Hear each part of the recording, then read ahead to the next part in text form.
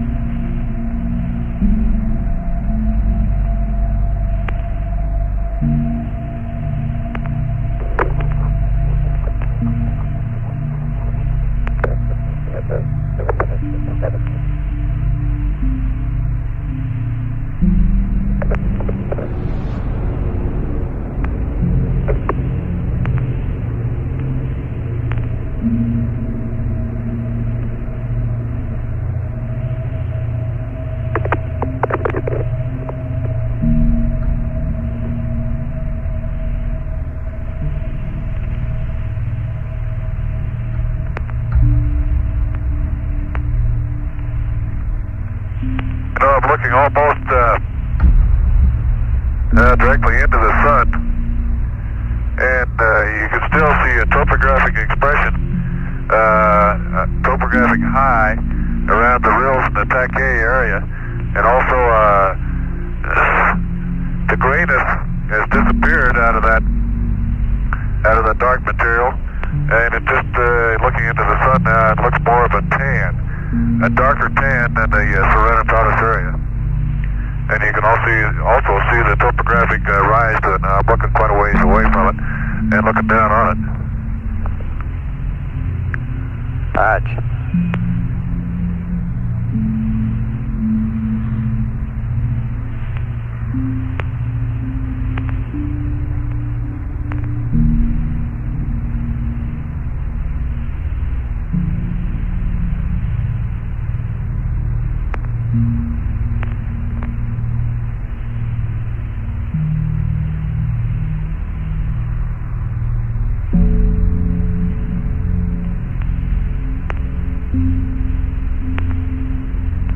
You know, that's kind of funny now, looking back at the Stichius Gallus, and just to the north of that, there's a crater that's about, well, it's right at the end of those rills that go north from Stichius Gallus, and you can really see the ejecta blanket. The ejecta blanket looks very dark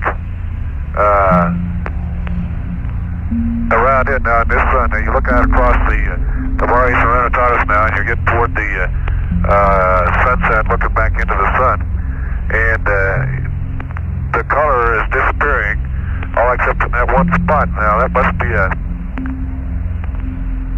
either a fresh ejecta, and you lose the brightness of it or something, or either that or it's dark. It's sure a dark ejecta blanket around it. The blanket itself goes out maybe 2-3 crater diameters, and it looks like it has kind of a ray type pattern to it. I'll mark that crater. I don't even know if it's got a name or not, but I'll mark it on my map. Okay.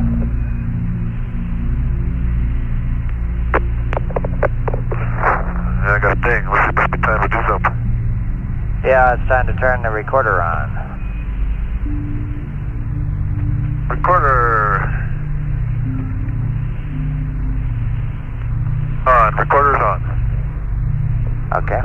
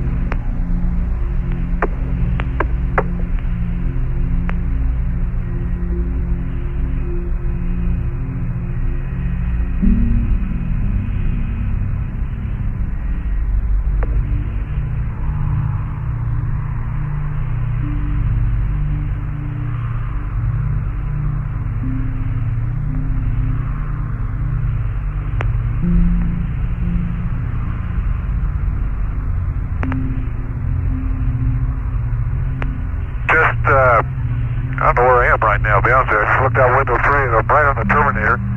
And let's see, I'm going west. So we've got some arcuate.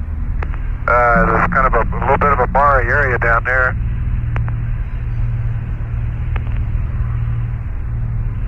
Okay, I think it is.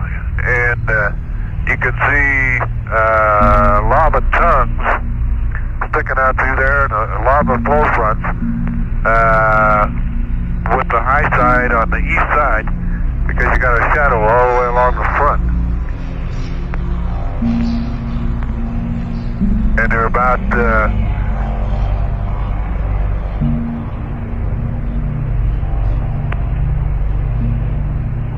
that one area that you might consider a scalloped area, an ejecta scallop, but coming out of that one area you can see a crazy lava flow coming out from it.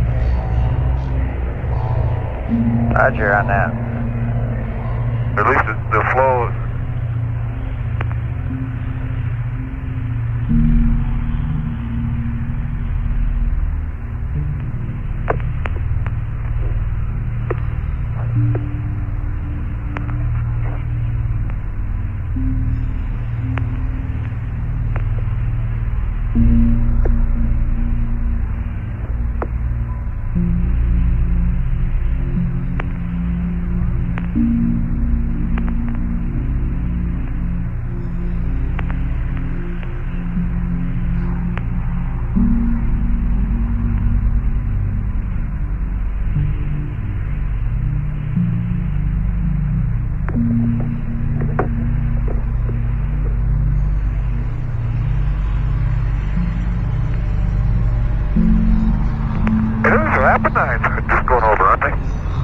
That's right. That's what they ought to be. We need the IR off. You look back out across the run. Okay. We need the IR cover closed, please. Say again, bro. We want the IR cover closed right away. Okay, it's going closed. Okay, it's closed. How about the UV?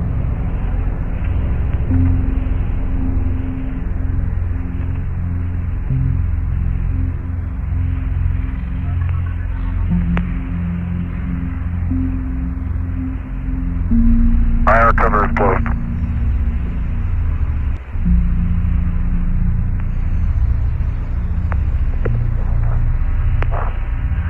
I was just going to say, look at the back across the road across into the sun now. There must be vessel that has an ejector pattern out there. When you look at the ejector patterns into the sun, they all look black with respect to the Maury. I think it must be a shadow effect or something that you get off of the raised ejector that comes up across it. Roger.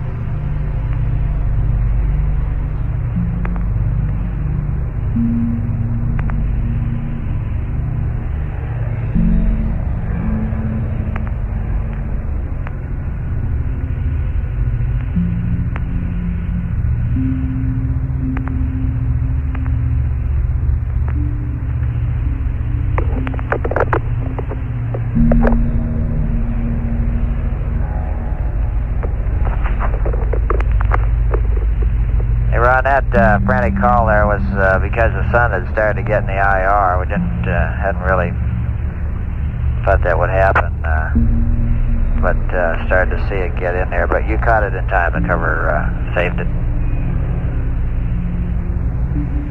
Okay, real good. I figured that's probably what it was.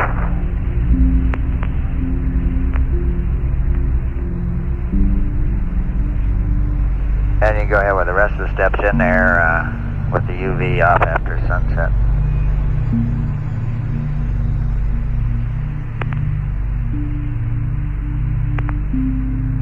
Okay.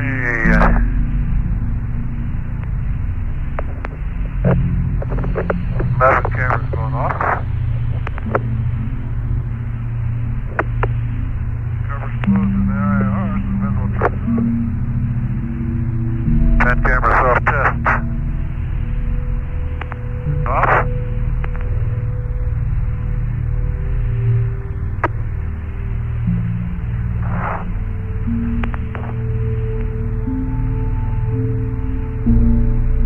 Yeah, let's see. I don't see the sun shining on my light out there. It must be sunset.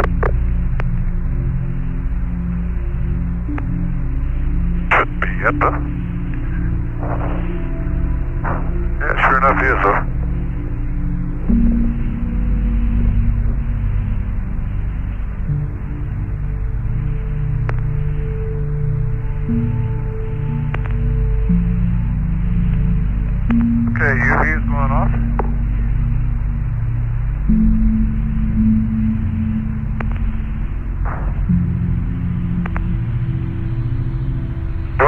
IR cover back open just to keep things straight here. Stand by on that.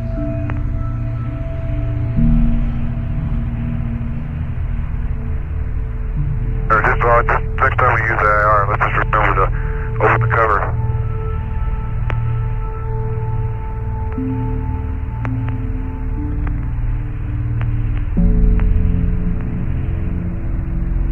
Okay, just open it up the next time we use it, which is in about 15 minutes.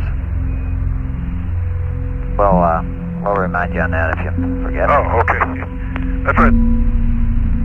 Okay. That's right. These are just short sound passes now, aren't they? That's right.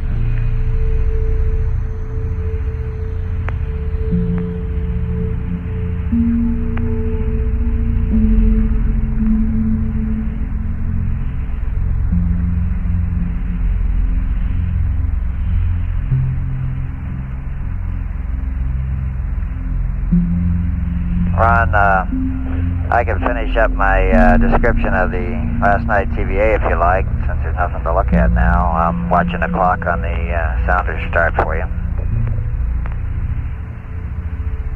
Okay, hey, appreciate it. Okay, I think I left off or was cut off there about mentioning two varieties of breccia in the South Massif. They found blue-gray and tan-gray. And without going into the geological details, those are the two types they found up there at Nansen. The subfloor unit was exposed as blocks and injector around larger craters that had been partly buried by dark mantle, and craters that apparently penetrated thin parts of the light mantle. Especially good samples were obtained from the rim of Camelot, where the same textural characteristics, which are banding caused by variations in vesicle concentration, coarse grain size, and mineralogic features as reported in EVA-1 were found. So apparently this unit is quite uniform over the distances that they've covered so far in the traverses. The prominent east-facing scarp crossing the valley floor from north to south about 5 kilometers west of the Lem was traversed twice near the crater Lara, near a hole in the wall, although the hole in the wall appeared to be pretty subtle. No change in the surface characteristics or lithology of the mantle was discernible where the astronauts traversed the scarp. Outcrops of boulders were observed farther to the north. Where the northward extension of the scarp crosses the face of the North Massif, it forms a notably smooth and relatively young-appearing surface. Elsewhere, the surface of the North Massif is prominently furrowed and textured, and the crew described it as a crosshatch pattern on the surface that they could see, with one set of lineaments dipping eastward and the other westward at about 30 degrees. Some of the most interesting observations made during the EVA were related to craters. Many small craters within the dark mantle have glass-coated central pits. Jack called them dimples. Some of the pits are nearly cylindrical and may be half again as deep as the crater itself. Other small craters occurring on both dark and light mantle have bright halos, but these halos appear to be noticeably brighter on the light-colored material. This bright material is not blocky or fragmental ejecta, derived from a subfloor layer, but rather appears to consist of instant rock or soil breccia, which has been partly consolidated by the impact shock itself. The most interesting eureka during the EVA was at Station 4, Shorty Crater, where Jack found some bright red or orange, he described it, orange dirt within the gray to dark gray rim materials. The colored banding is circumferential to the crater and resemble alteration halos which occur around many terrestrial volcanic vents.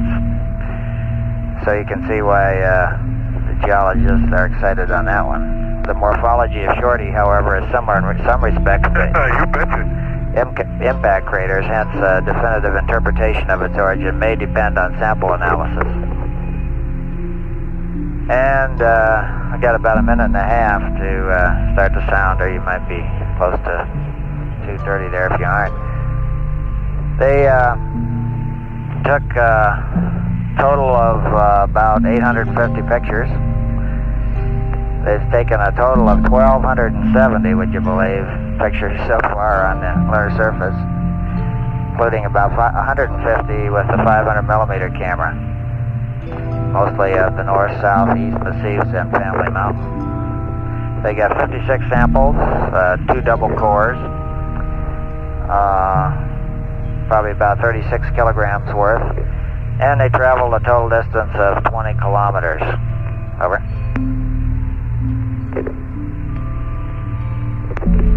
Hey, it sounds like a good summary. They're finding all kinds of things up there, which is the reason you explore, I guess, to find, see what you can find. Yeah, they were really in their element last night. About 30 seconds to T-start time. I'll let you call it yourself, though.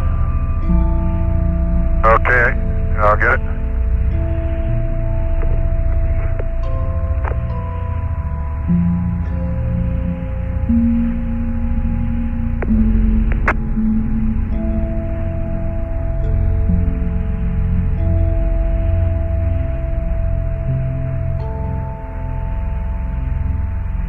Data systems are off.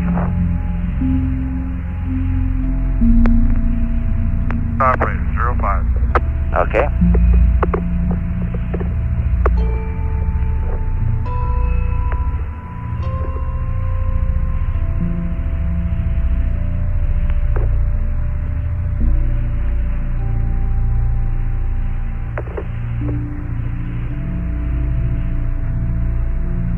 Put this thing's in Reiner Gamma, and you can find some sort of a topographic expression to that light-colored material around there.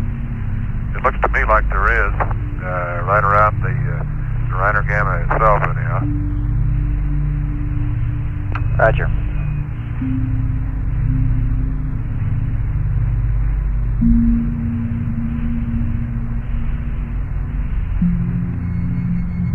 Maybe the Lunar Sounder will collaborate my moonlight investigations or Earthlight investigations, I'm sorry.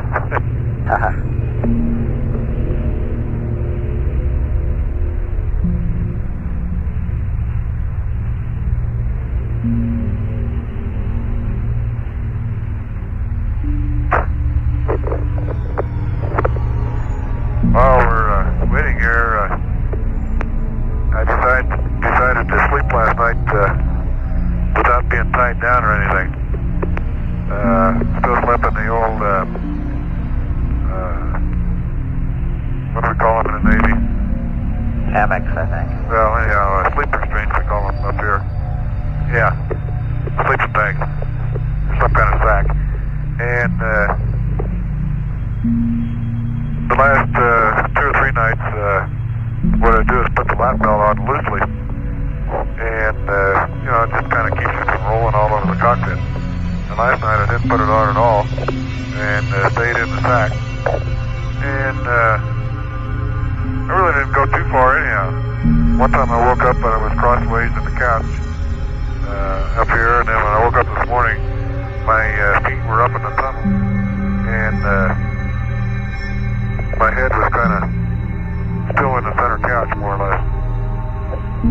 So you really don't roam around too much that way anyhow, even if you aren't tied down. And you can get a huggy pillow effect from being inside that sack and laying your head on the outside of the sack. It just about fits me such that if I stretch my feet out, then I get a little bit of a pull.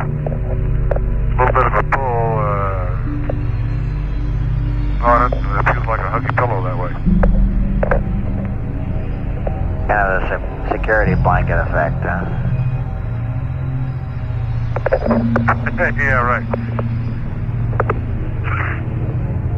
Now, that was the biggest problem the first 2 or 3 days here, is what you do in your head when you go to sleep. I'm used to sleeping with a pillow, and used to sleeping on my side. And it's amazing the psychological effect that you can get from For me, it's hard to go to sleep just laying on my back. So you just turn on your side, and you go right to sleep. Now, what's your side and what's your back, I don't know, but anyhow, it works. That's got to be psychological. It sure is.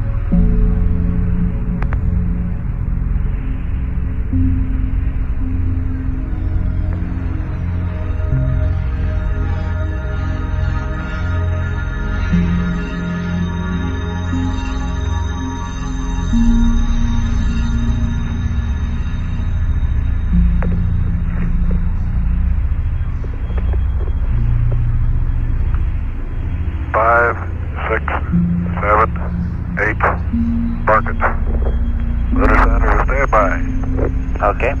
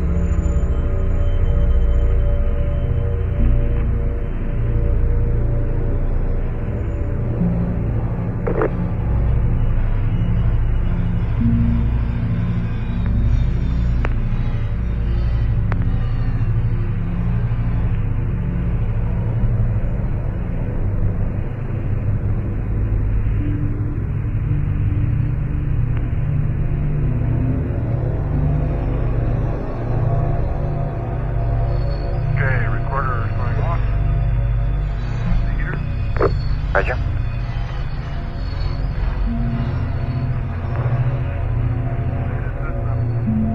Going on.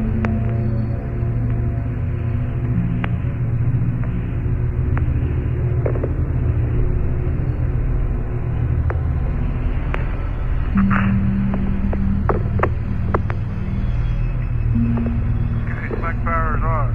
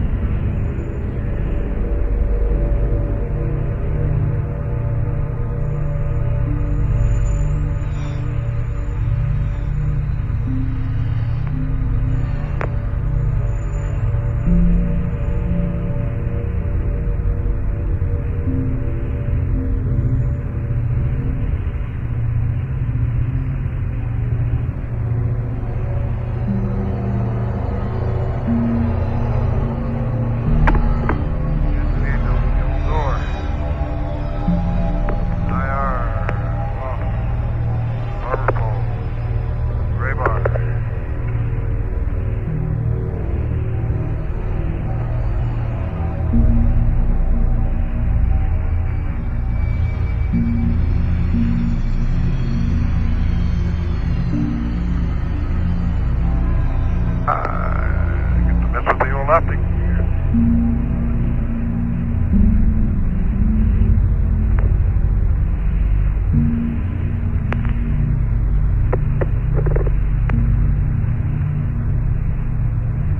We're getting some of that, Ron. Sounds like the mic might have slipped away from your mouth, though.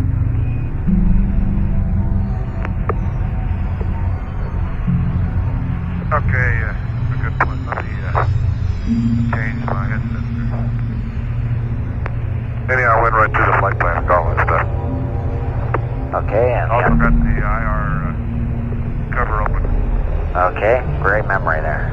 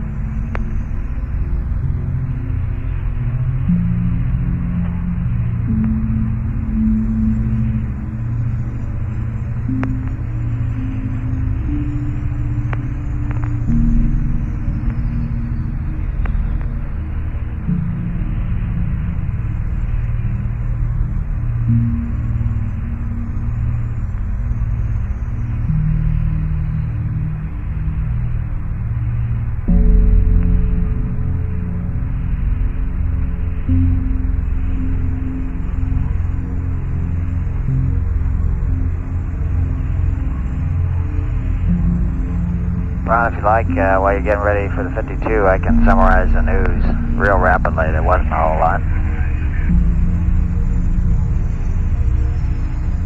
Okay, sure, go ahead. I got different headset now. Is that okay? Yeah, you're loud and clear. Former President Truman is still hanging in there. His heartbeat and breathing became unstable yesterday, but then improved again. Of course, the big headlines were about the discovery of the orange dirt at Shorty Crater. And there was a picture of Jan, John, and Jamie in the paper watching the EVA on TV. The only thing new on the peace talks is that Kissinger will probably be coming back to the United States today. And there's a rumor that the French press said that a compromise was in the work on the withdrawal of North Vietnamese troops from the south. The Rockets lost. The Arrows, the hockey team, won last night. They beat the Alberta Oilers. The Rockets lost in Buffalo. And the weather finally cleared out. A cold front cleared out the wet stuff, and last night I think was the first time since you guys launched that we've had a look at the moon. So we had a direct look at you last night. It's just high cirrus and sunny this morning when I came to work. Over. Hey, thanks for the news, and I guess those three guys that went up to the moon, you know, they probably cleared that weather up there in Houston. It sure took you a while, though. Right.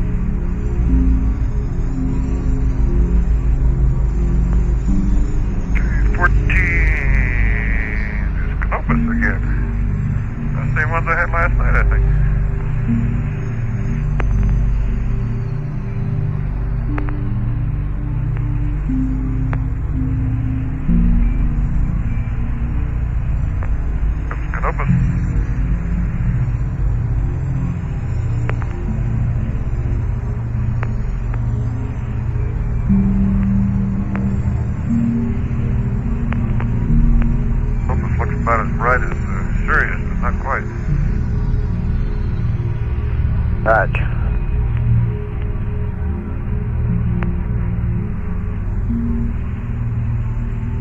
So my sextant, good and everything like that, but you just can't quite get the reticle in focus. Roger. Guess kind of the way they said it was going to be.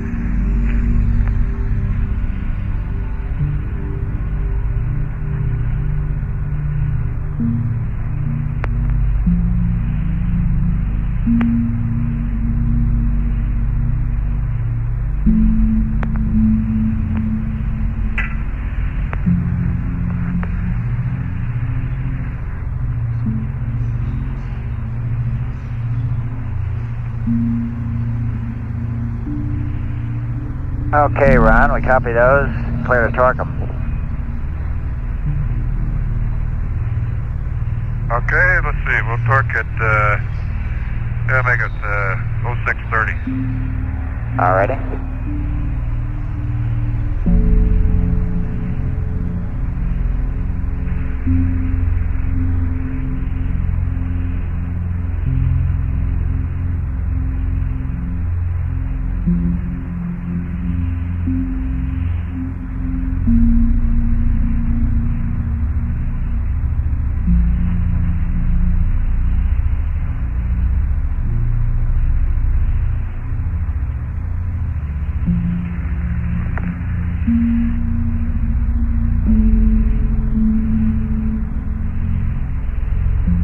Ron, we've got still about 5-6 minutes to LOS, but in case we drop off when you're maneuvering there, just want to tell you that everything's looking good. In fact, the IR is pumping out good data, so with that fantastic teamwork, we saved it back here. And we'll see you next time around. Hey, okay. Sounds good. There's a little Aldebaran in there. Saturn still must be out of the...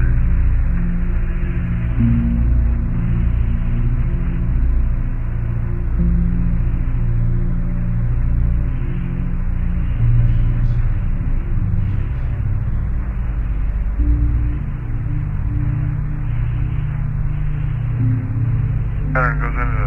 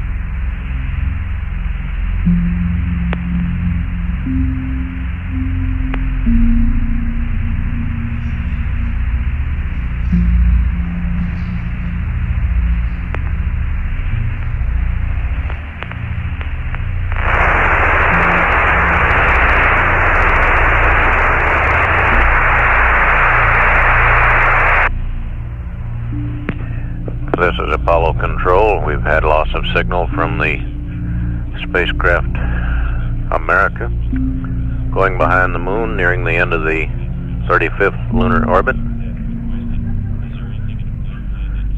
That orbit measuring at this time 69.5 nautical miles by 53.6. There's a plan under consideration now for a small trim maneuver just prior to the plane change maneuver of some 12 feet per second with the RCS thrusters to tune up the orbit a little bit. This currently appears to be around 181 hours 33 minutes, with the plane change approximately an hour later.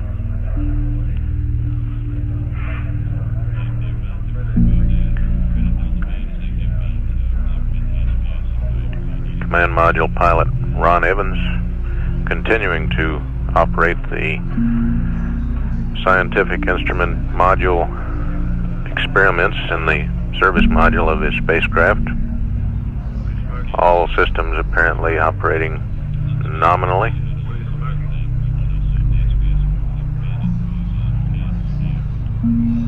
Three hours, 13 minutes remaining until the crew of Challenger is wakened at Taurus Littrow landing site.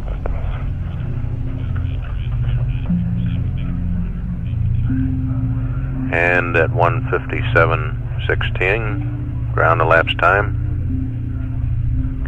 This is Apollo Control. All stations be advised, that is Eclipse.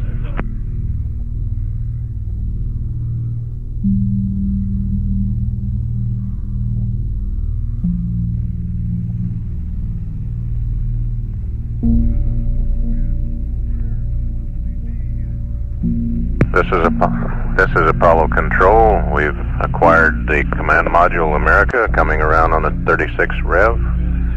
He's on a bad Omni antenna at the moment and barely readable, but we'll stand by here until the communications improve and Gordo Fullerton can continue the two-way communication.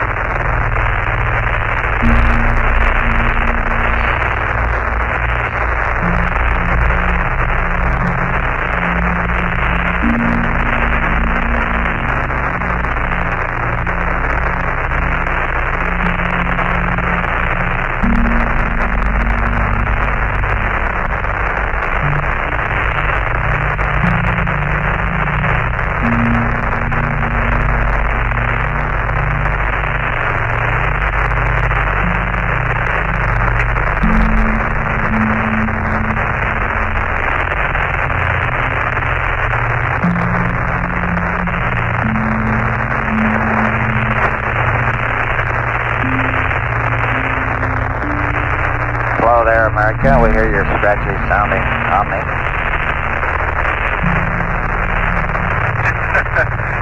Probably so.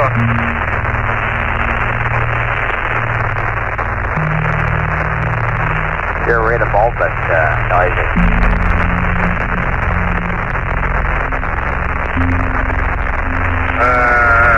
You're cutting in and out on the Omni. I thought I couldn't catch you. Roger.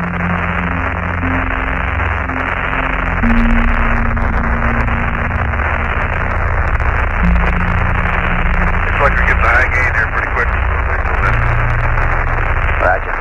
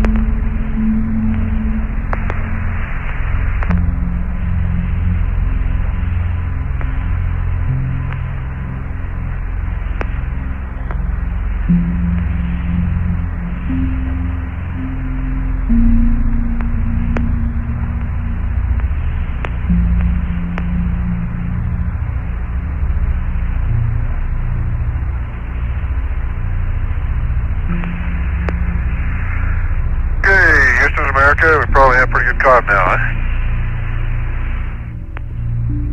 Yeah, Ron, we're getting you now and sound good.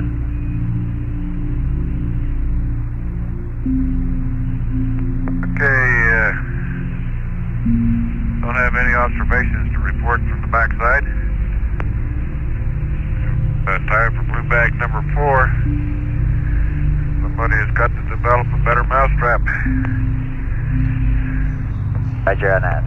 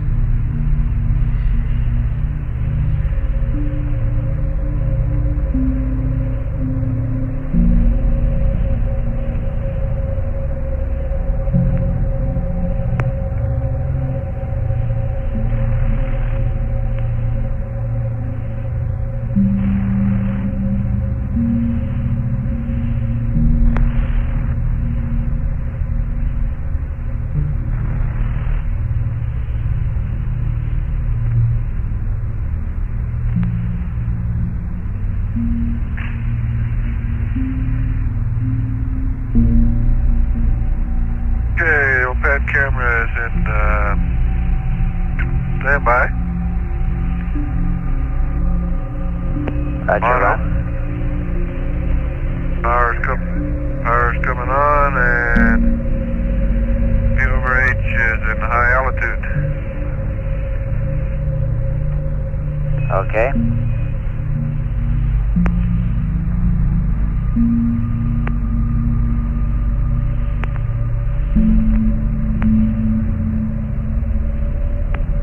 Okay, Ron, we're ready for self-test. Okay, going to self-test now. Harbor Bowl. Roger.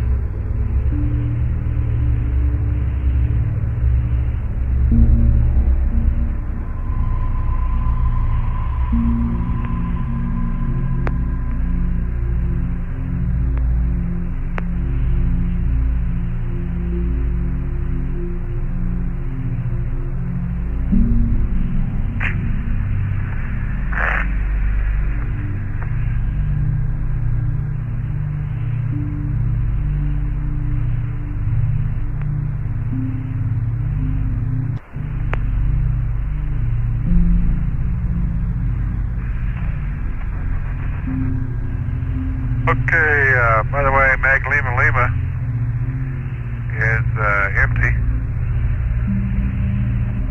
165 frames showing there. Started Mag Mike Mike, frame number 95. Finished the orbital science at 142. Checked the crazy camera at f5.6 at 125th. And I got ready to change to 5.6 at the 250th. I looked at the crazy thing and it was setting at f11. Maybe those first frames in there, maybe they could develop them a little different or something and still get them to come out. Okay, Ron, we got that.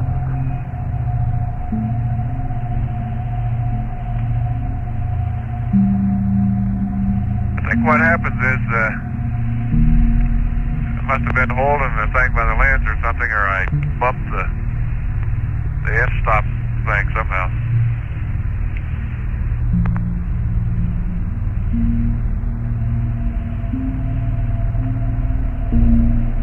Ron, we're ready for pan camera power to off. And did you go to heaters after you put the self-test switch to self-test when we started this? No, I just went back to off. So I was supposed to go to heaters.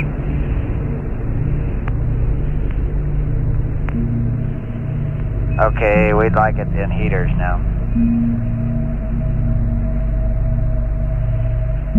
Okay, it's going to heaters. No, it's spring loaded to off, and I just left it there.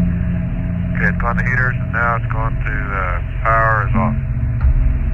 Okay. Okay, let's see. We ready for lunar center? The clock down here by panel 230. Not really. I can look back and see the LED with it. Teams, about time, okay? Lunar center is verified in standby. Recorder is going on. Radar is going on.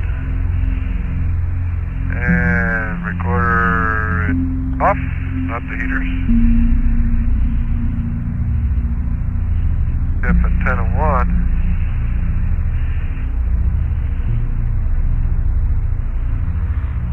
Verify the route.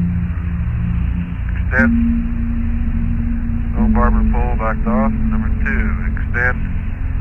No barber pole back to off. Okay.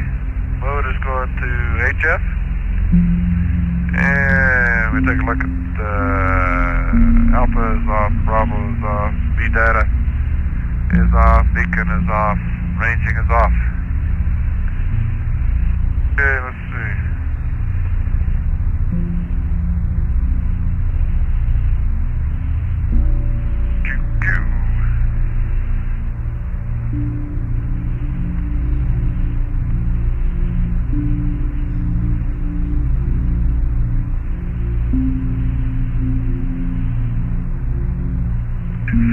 Lens.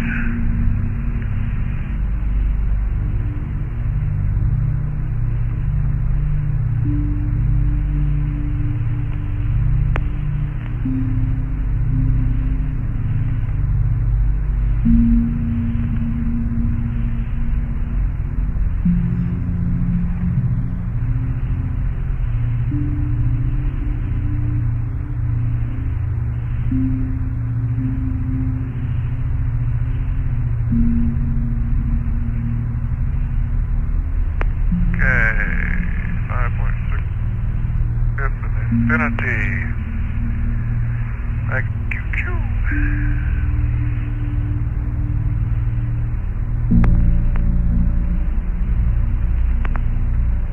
Okay. That goes to the temporary storage bag. QQ goes on with 104 frames.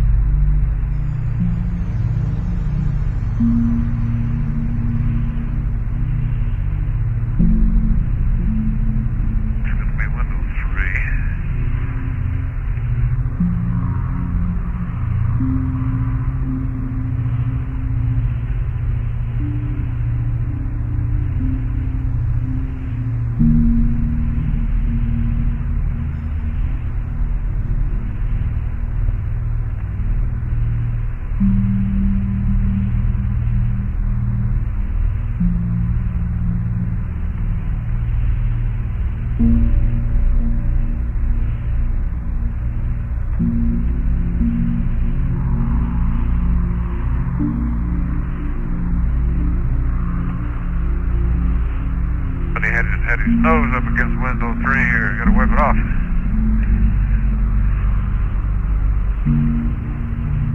Well, these windows have really been great, though. They haven't, don't have any coatings or anything like that on them. Roger on that.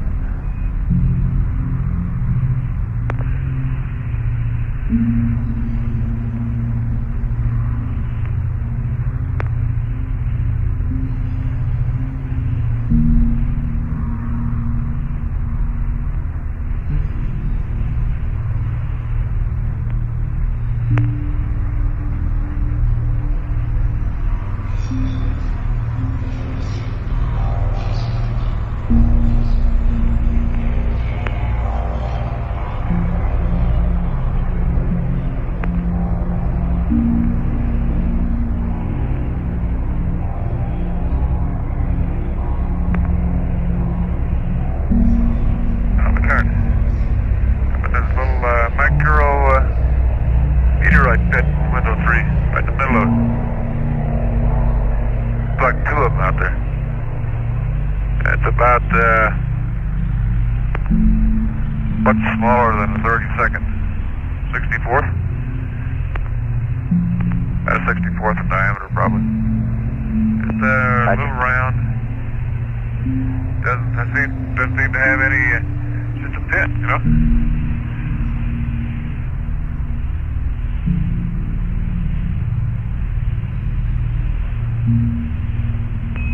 Ron, you said that was window 3? Window 3, yeah.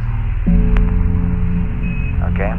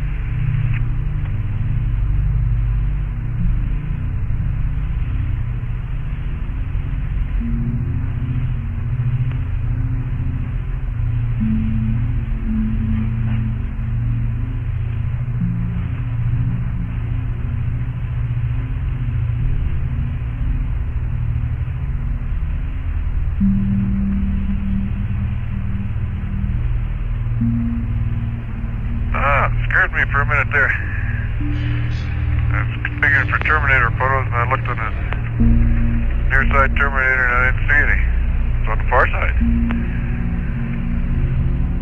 Yeah, Stu and I were looking at the same thing. We're just about 30 seconds ahead of you. Okay. What's the Aitken on the far side? Okay. Aitken and Ibn Hayyan, I think, or something like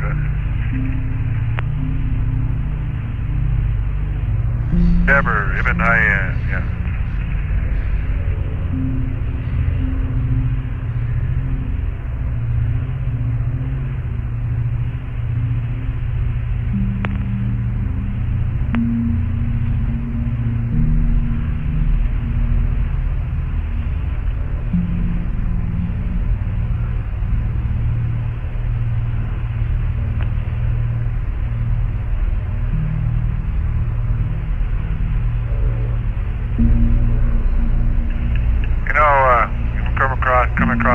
TAC-A area again.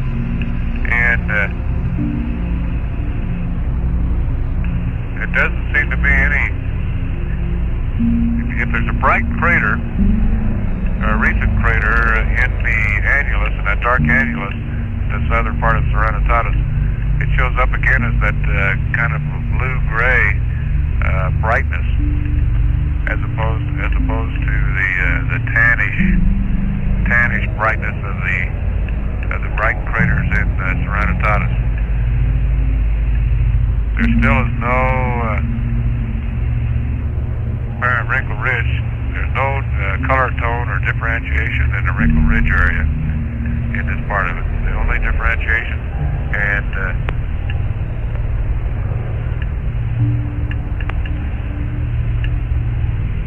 it looks like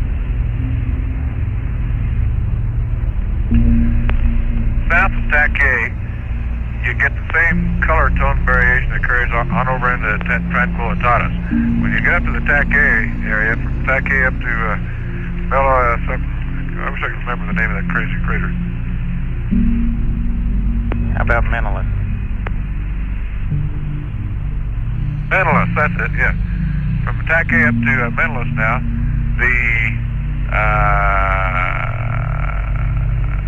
that's got to be a buildup of material, and it's more on the tan side than it is on the more of a dark tan than it is to the tannish gray. So it's a different type of material than on the annulus down below the crater TAC-A.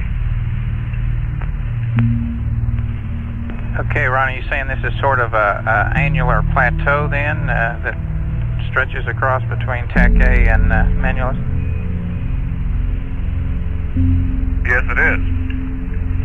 It's an annular plateau in there, and the plateau has got to have been coming from those rills that are down in there. Okay, do those, maybe you've already said this, do those wrinkle ridges cross the color boundaries?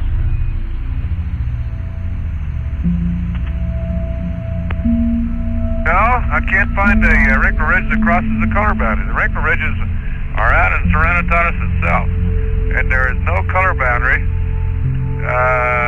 on the western edge of Serenitatis. It's all the same. Okay. Well, those sound like super good observations, Ron. I'm just passing over Sulpicius Gallus now. And just beyond Sulpicius Gallus is out in the Mare Tranquillitatis itself. And it looks like it's either a talus slope. You know, you've got a general slope of the Mesite coming down, and then it changes slope a little bit, and it looks like you have a finer grained material. And that might be what we have at one time or another called a high water mark. But I kind of believe that's just a talus change in the slope as you're going down there in the fine grained material, somehow developing down there at the bottom. But as soon as you cross that area, we're going west now from Sulpicius Gallus. Again, we've got kind of the same tannish, a dark tan material that essentially covers the highland, or this highland type of an area here. It's a hummocky type material. There are a few rills just north of Sulpicius Gallus. Those rills, again, have the dark tan material on it. About the same as the same color tones that you pick up from TAC-A to Menelaus.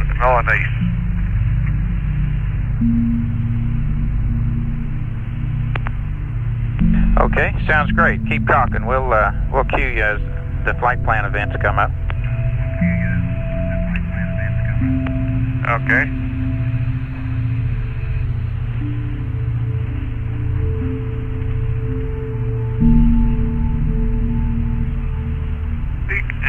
caldera is sure fascinating. I'll try take a quick look with the binocs on that one.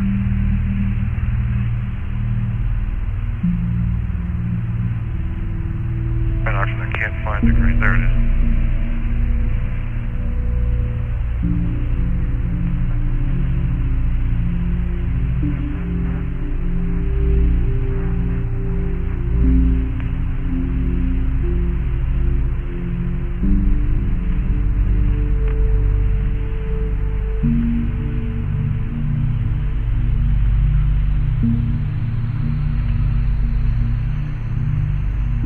I hope the pictures will kind of confirm a little bit of a topographic rise around the D caldera, just a slight one, and it's about half the width of the.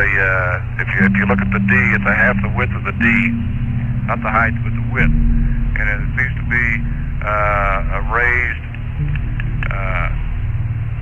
kind of a raised flat rim around it. The color of the raised bumps down into the D caldera are the same as the surrounding material around there. The bumps that are raised up are smooth looking, and the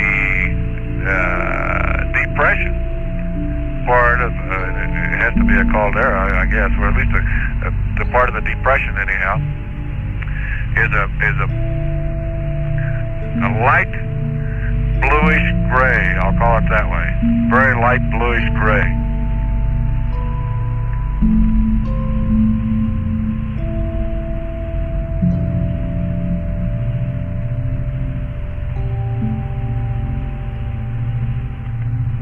Hey, Ron, I'm not suggesting you do, because it's probably trouble to find. Have you tried the color wheel, comparing it on any of this stuff?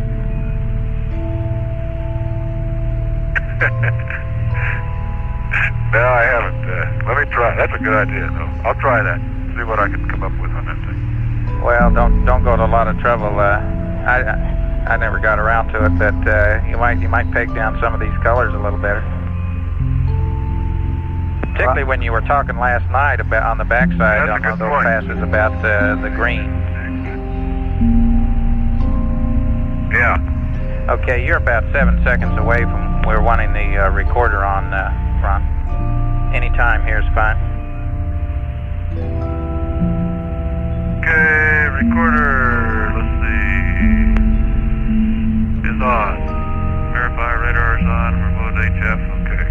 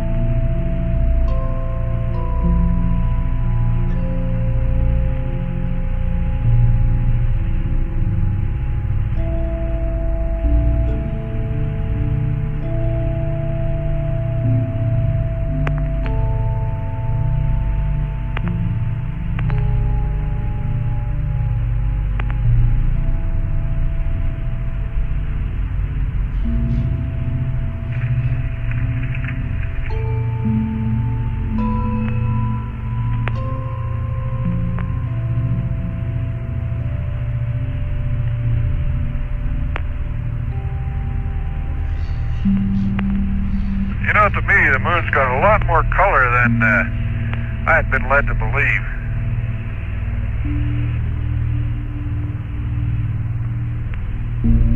Kind of had the impression that everything was the same color. That's far from being true. Okay.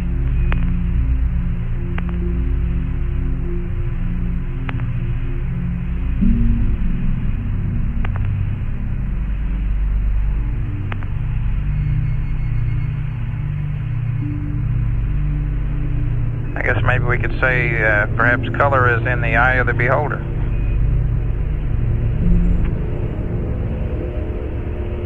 I think there's a considerable amount of truth to that.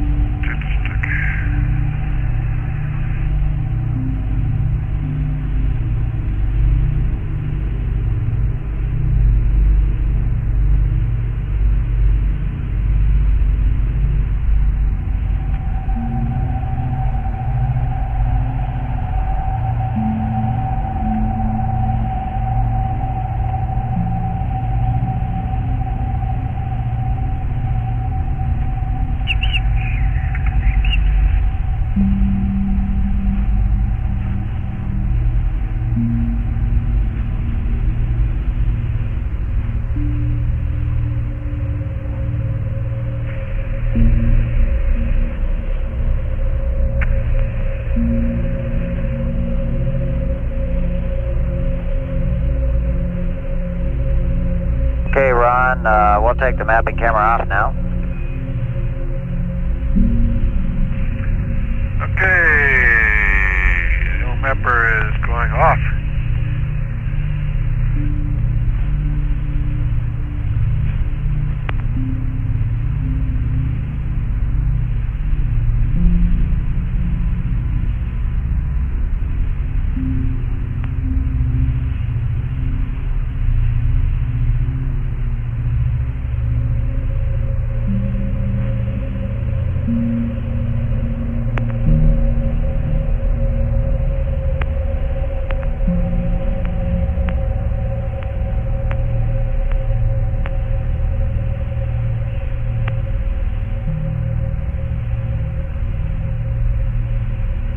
Ron, you're clear to go stand by on the mapping camera.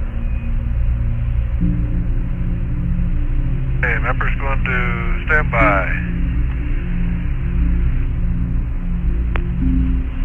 Motion off, rubber pole.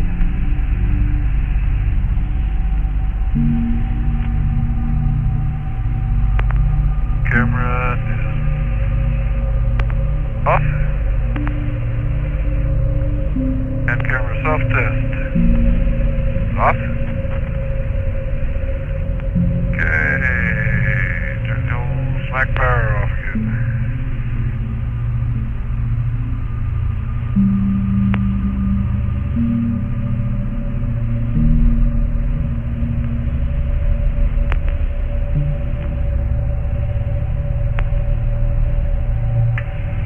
Service manual AC power is off.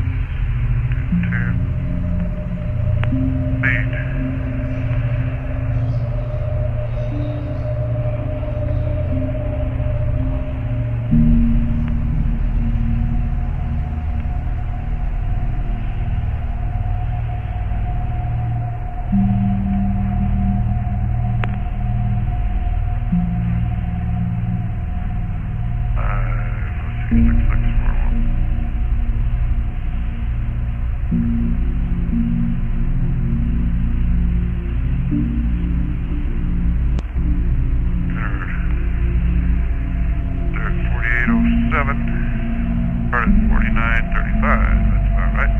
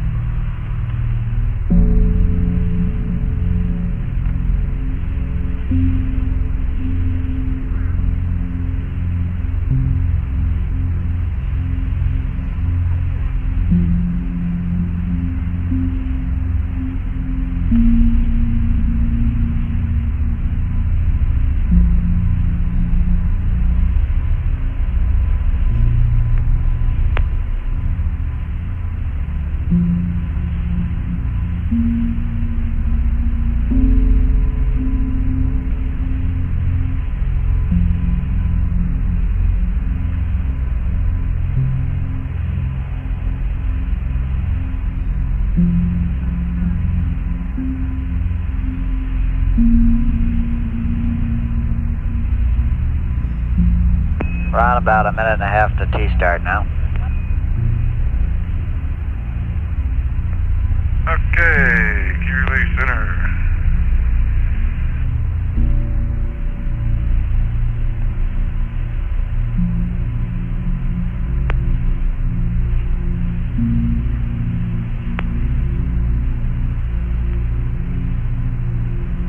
Omni Bravo.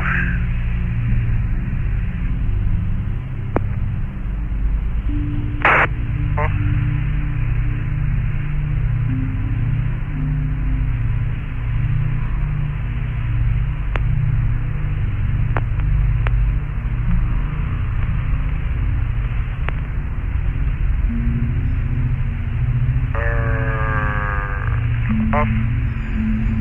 Okay, data system. Okay, 30 seconds to T-start. Okay, 40 seconds. Okay, I got the high gain off. Got my finger on the data systems. Okay, data systems are going off. Upgrade at 49.35.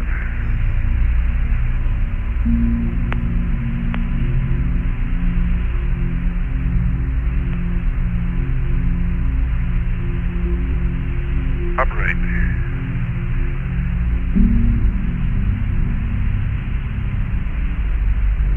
5438.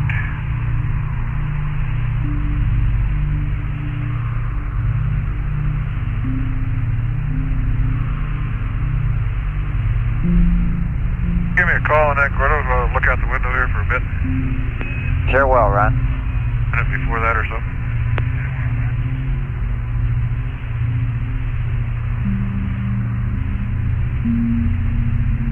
Has the lights up, it may not be night adept.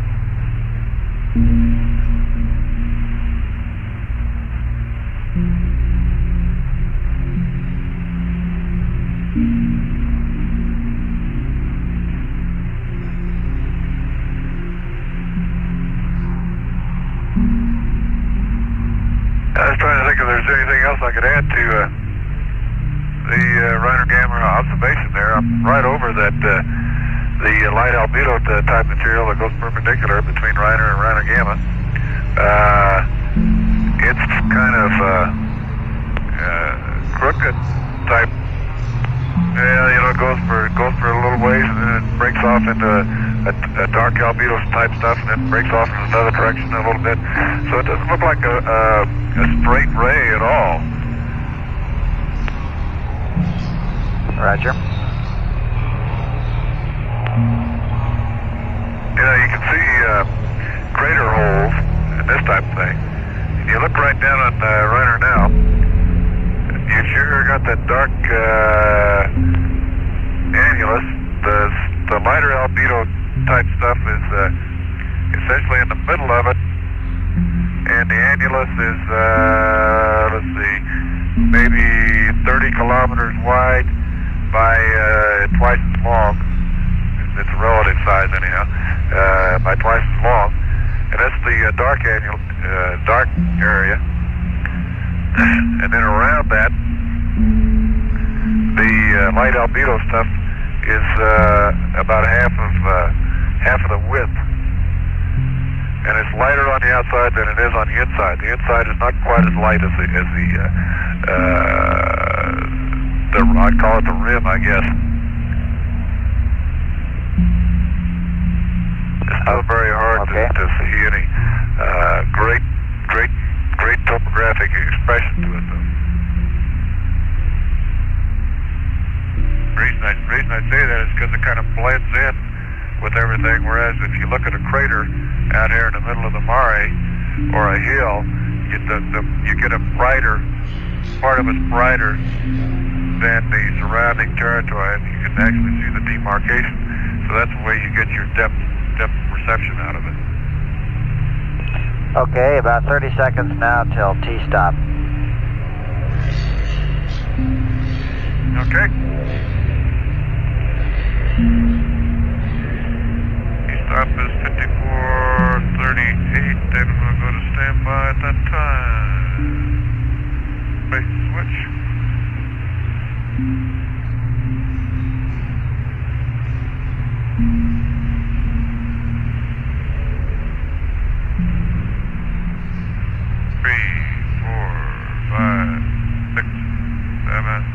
Standby.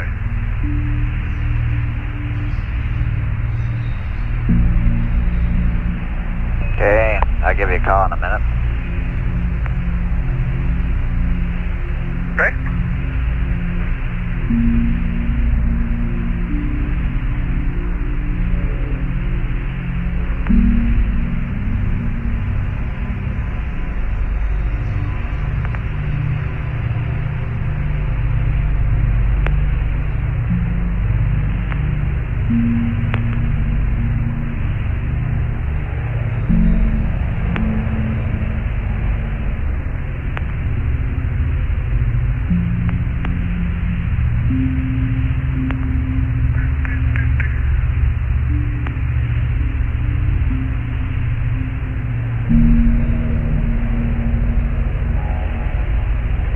Okay, Ron, it's been a minute.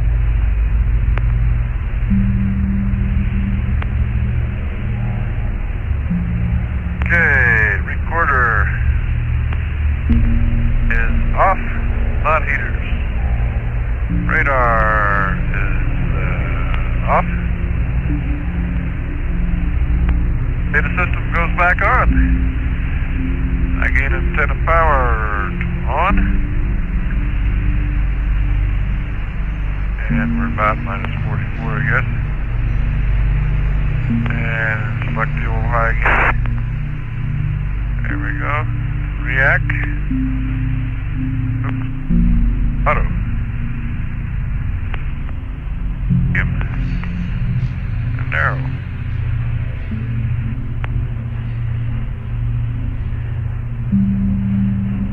Inco's gonna do some commanding. Goes. State motion is going. Continue on here to the smack power.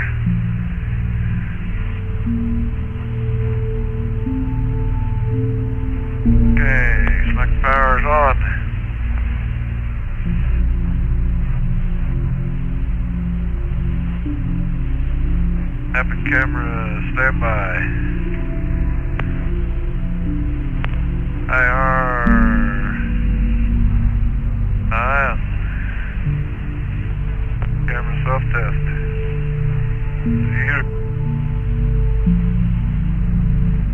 Is on.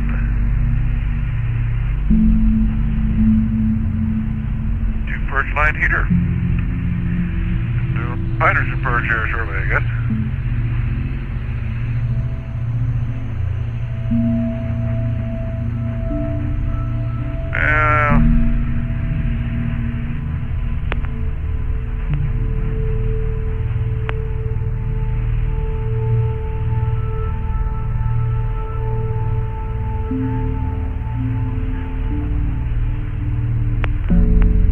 Cover open there, let the Bell Wendell get some data for a while. For Dr. Lowe, whoever happens to be there. And I'll step ahead and sample the old bus. Okay.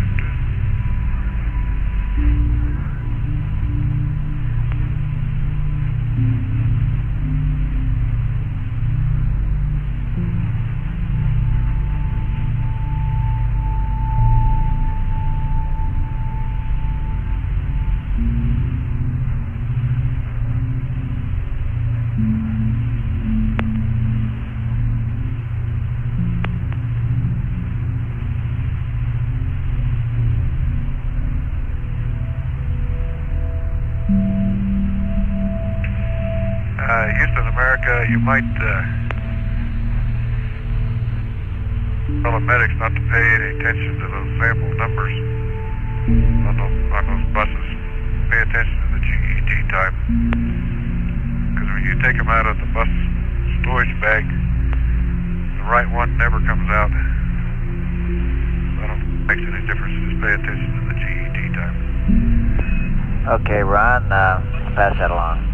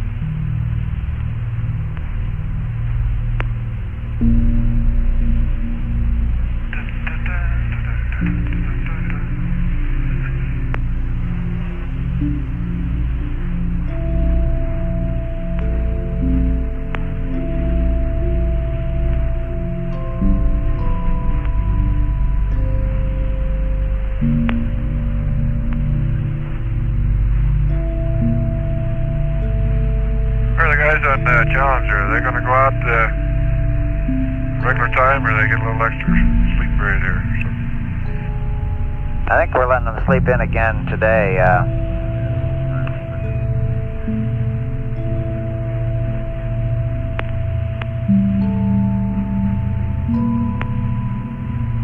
They're getting up 1 hour later than the flight plan shows. However, there's enough pad downstream that we're planning on ascent at the scheduled time. Okay.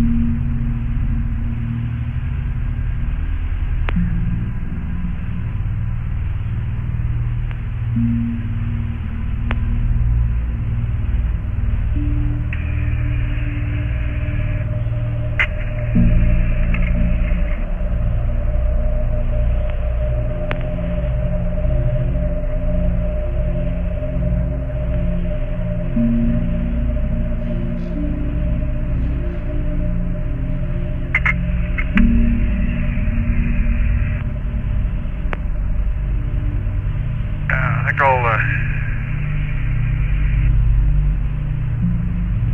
slow his spin on just for a little bit.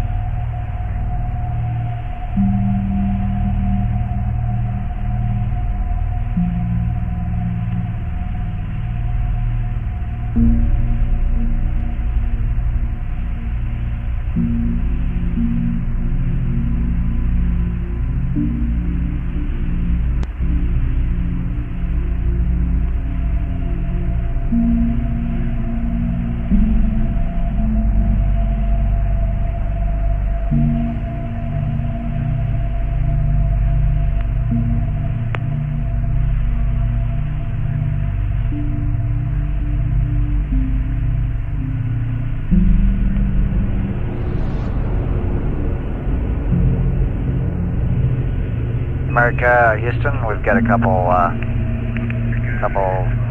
items of general information as you come up on AOS here, LOS. We want to remind you to close the IR and UV covers before you do any dumps. After LOS, you'll have to reconfigure the comm. And suggest you wait on the dumps as per the flight plan until after the photos. And we estimate the wastewater dump will take 10 minutes. Over. About 10 minutes on the wastewater, okay.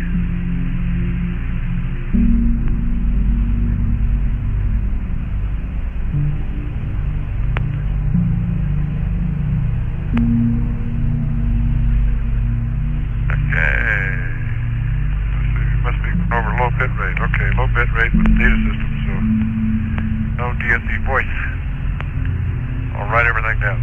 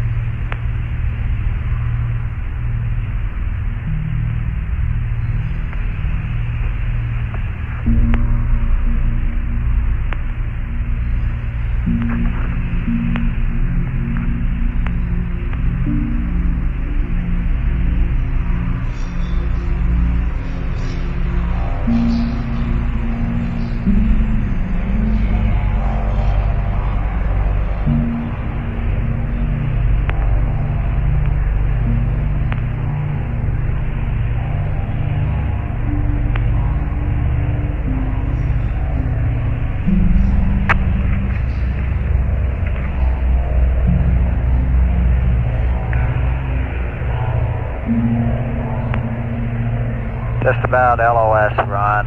See you later. Okay, Gordo, thank you much.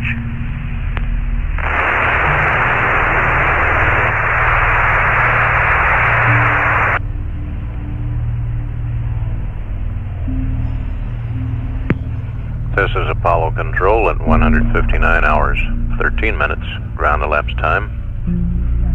We've had loss of signal as Ron Evans, flying the spacecraft America, passed behind the moon, nearing the end of revolution number 36.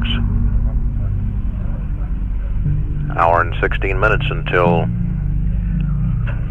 Cernan and Schmidt aboard Challenger are awakened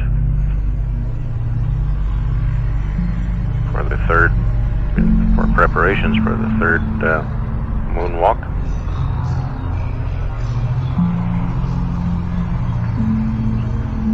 America now in a orbit measuring 69.1 by 53.7 nautical miles.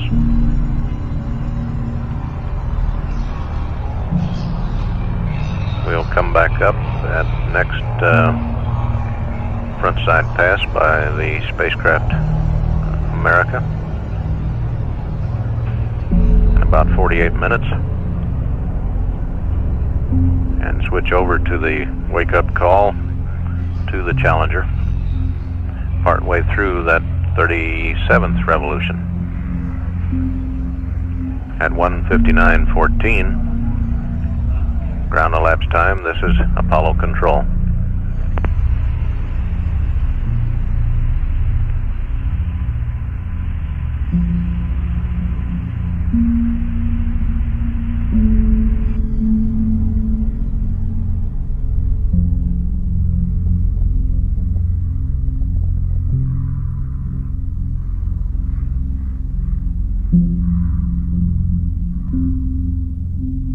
This is Apollo Control at 159 hours, 57 minutes, ground elapsed time in the mission of Apollo 17.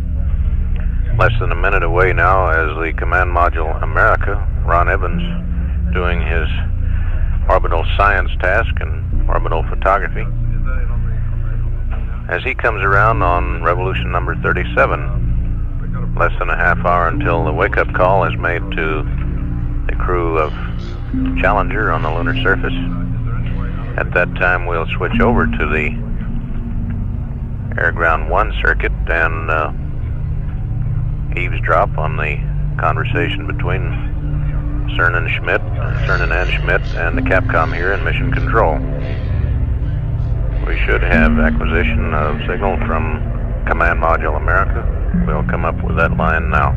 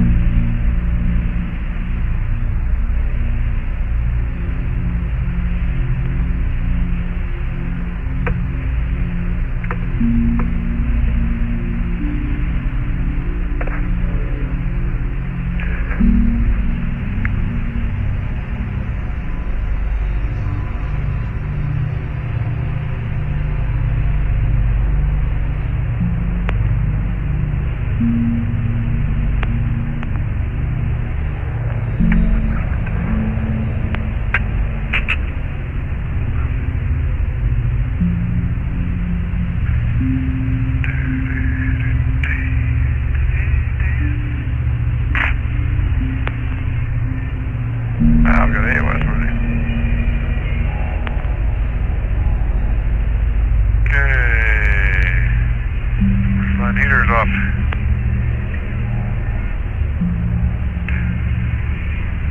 Whisper stop 10 left.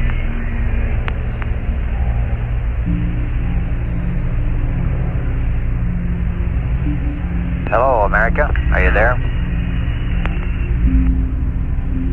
Okay, we got React and Arrow now. Okay, you're loud and clear.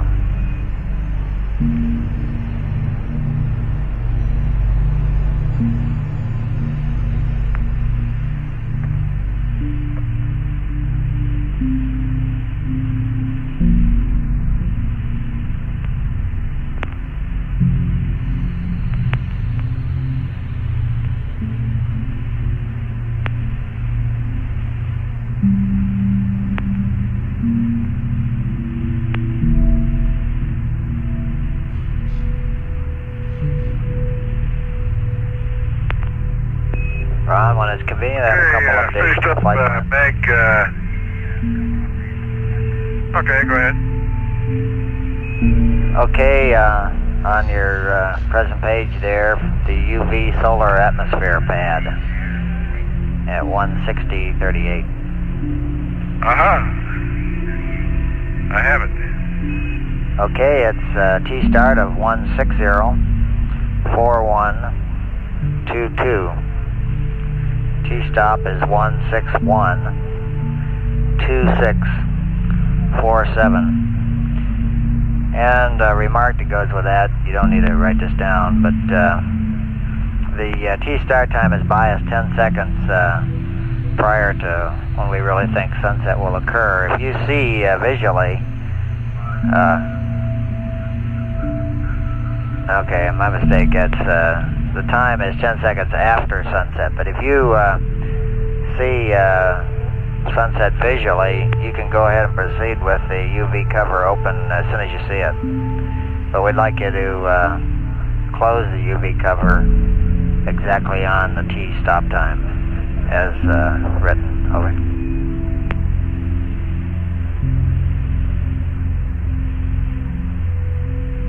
Okay, let's see. I'm with you. We'll make sure it gets closed at 61:26:47.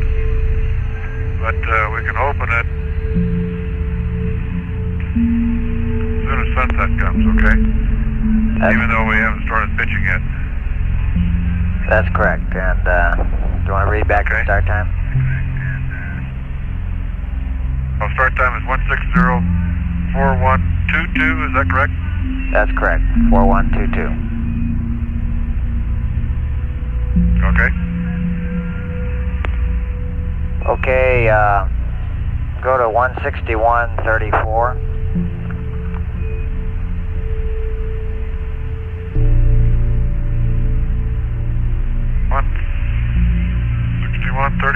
Okay. Okay, and the old standard map camera laser altimeter cover open, cross that out. A couple lines below at 36, cross out mapping camera extend.